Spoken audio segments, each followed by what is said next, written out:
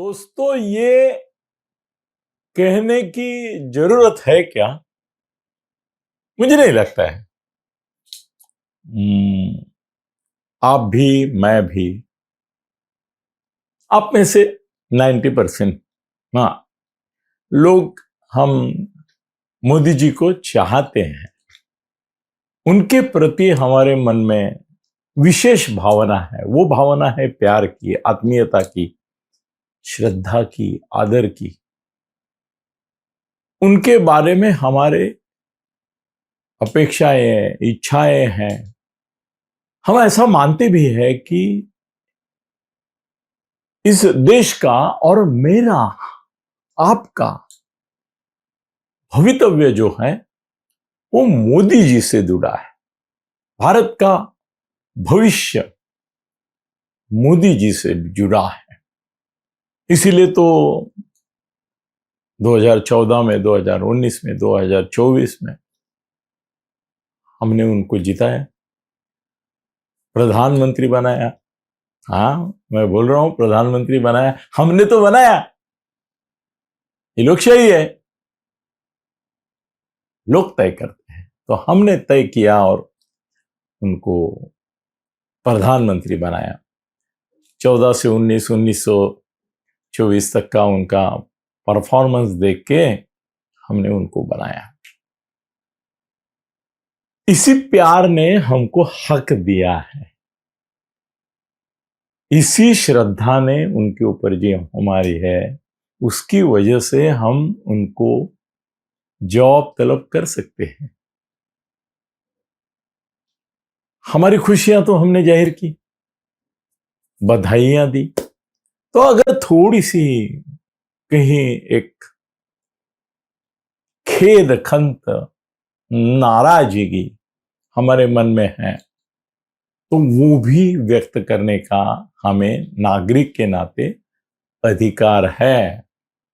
उनके समर्थक, हितचिंतक, परिवार सदस्य करके भी हमको हक है कि वो महान है, हम लहान है, फिर भी हम सवाल पूछते हैं, पूछ सकते हैं और पूछना चाहिए।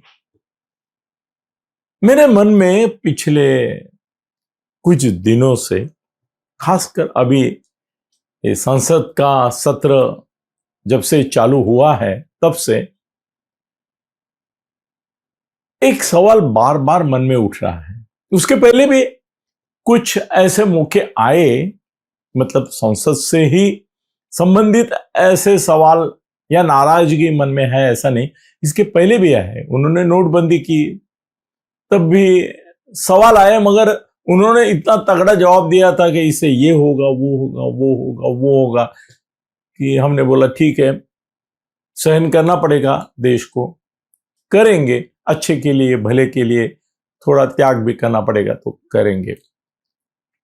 और बाद में अभी इतने साल हो गए, तो जो उन्होंने प्रॉमिस किया था कि नोटबंदी की वजह से हासिल होगा, उसमें कुछ भी हासिल हुआ है ऐसा नहीं दिखाई दिया। खाली इतना ही हुआ कि जो पॉलिटिकल पार्टीज के पास दबा हुआ पैसा था, उनको पता ही नहीं चला कि ये नोटबंदी आने वाली है, और वो खत्म हो गए। हाँ, उतना हुआ, मगर जो इंटरनेशनल, नेशनल लेवल पे काला पैसा खत्म होगा, ये होगा, शुद्धिकरण होगा, वो नहीं हुआ। हाँ, कश्मीर 371, उसके बारे में हम खुश थे, उसका असर हमको दिखाई दिया। मगर दहशतवादी हमले जो है, टेररिस्ट अटैक, वो नहीं रुके, वो होते रहते हैं। हाँ, डेमोन्स्ट्रेशन जरूर रुके, जो पब्लिक रास्ते पे आती थी वो कम हो गए, और स्वाभाविक है, क्योंकि वहां पे आप अगर कश्मीर जाते हैं और देखेंगे, बहुत सारे मेरे मित्र जाते हैं, आते हैं, बताते हैं कि वो पूरा लश्कर की छावनी में तब्दील आज भी है कश्मीर, और करके वहां पे शांतता है, और उड़ा रहे, दे रहे हैं, वो भी है। मगर हमारी नाराजगी, चाइना के साथ हमारे जो संबंध है, वहां पे हम थोड़े झुक रहे हैं, ऐसी एक भावना हमारे मन में है, हम झुक रहे। चीन हमारे ऊपर हावी हो रहा है, मार्केट में हावी हो रहा है, सरहद पर हावी हो रहा है, मनमानी कर रहा है, हर उनको रोकने में नहीं कामयाब हो रहे। वो भी हमारे नाराजगी का एक।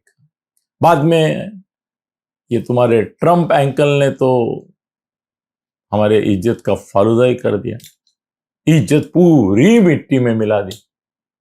ऐसे ऐसे स्टेटमेंट किए कि सिर्फ मोदी की नहीं, मोदी जी की नहीं, हमारे देश की भी दुनिया में प्रतिमा कलंकित हो गई। हम एक इंडिपेंडेंट बड़ा राष्ट्र, समर्थ राष्ट्र, टॉप 5, टॉप 3 अभी कर रहे थे, वो सब हवा हमारी धीरे धीरे ट्रंप निकालता गया। रशिया हमारा मित्र होने के बावजूद हम रशिया के साथ नहीं दे पाए, रशिया से ट्रंप की दबाव से दूर होते गए। चीन से भी हम कतराते हैं, ये सेंस आने लगा। और अब आते हैं पिछले कुछ दिनों में संसद के सत्र में तो बीजेपी जैसी बड़ी पार्टी, उनके इतने सांसद है, महिला सांसद है, सब है, फिर भी सिर्फ 7 एमपीज कांग्रेस की, उन्होंने मोदी को बोलने नहीं दिया, आने नहीं दिया। और हमारे सांसद के अध्यक्ष बोलते हैं कि उनको खतरा था। अभी सांसद में अगर मोदी सुरक्षित नहीं है तो देश कैसा सुरक्षित रहेगा? क्यों उन्होंने ऐसी डरपोक भूमिका ली? क्यों नहीं मार्शल यूज किए? क्यों नहीं उनको हटाया? जवाब नहीं है। राज्यसभा में दूसरे दिन बोले, मगर कल रात को मैं जब राहुल गांधी का पूरा भाषण सुना और उसके पहले राज्यसभा में इनका जवाब भी सुना था मोदी जी का, तो पहली बार मुझे एहसास हुआ दोस्तों, जिससे मैं थोड़ा अस्वस्थ हो गया, आप भी होंगे, कि राहुल का कल का भाषण जो था संसद में, वो अपोजिशन लीडर की गरिमा, एक ताकत और अभ्यास और युक्तिवाद चातुर्य, इसका बेहतरीन नमूना था। मेरे ख्याल से पिछले 8-10 साल में लीडर ऑफ द ऑपोजिशन करके जो भी चल रहा है, काम हो रहे हैं, ये हो रहा है, it was his best speech ever. किसका? राहुल का। और वो खा गया। कल मोदी का परसों का भाषण और कल राहुल का भाषण तुलना नहीं हो सकती, इस तरह से राहुल खा गया।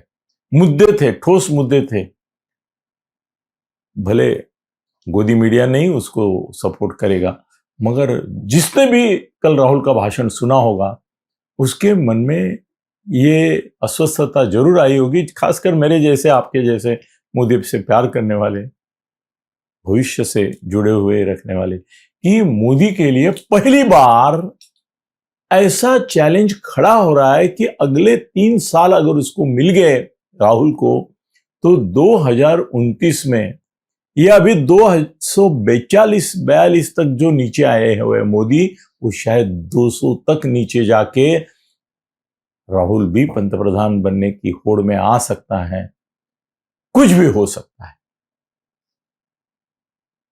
मेरा निष्कर्ष है कि वो मोदी ये मोदी नहीं रहे, और वो राहुल जो पप्पू था, वो पप्पू भी अभी उस प्रकार का पप्पू नहीं रहा। He is more mature, he is more aggressive, और अकेला है, पार्टी का कोई सपोर्ट नहीं है, विरोधी पार्टियां मजबूत नहीं है, फिर भी वो अकेले के दम पे एक लीडरशिप दे रहा है जो टक्कर देने के काबिल अभी मोदी जी के सामने खड़ा हो रहा है। और इसका चिंतन उनको भी और हमको भी करना पड़ेगा। धन्यवाद।